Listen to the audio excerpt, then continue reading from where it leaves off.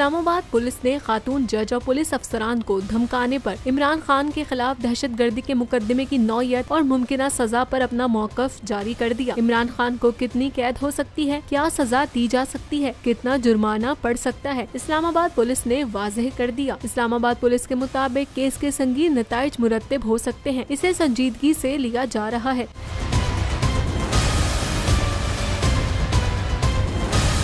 Islamabad police कहती है कि साबिक वज़ीर आज़म पर जुर्म साबित हुआ तो कानून की शख्स 7H के तहत कम से कम 5 साल और ज्यादा से ज्यादा उम्र कैद और जुर्माने की सजा हो सकती है। तर्जुमान वफाकी पुलिस के मुताबिक पुलिस और दीगर सरकारी इदारे सब के लिए यकसा कवानीन पर अमल पैरा हैं।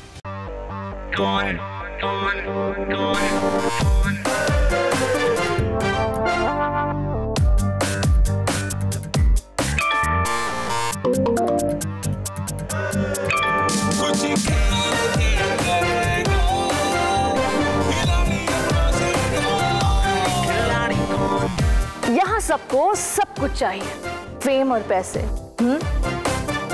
लेकिन ये सब होगा कैसे? Let's find out. आखिरी खिलाड़ी कौन?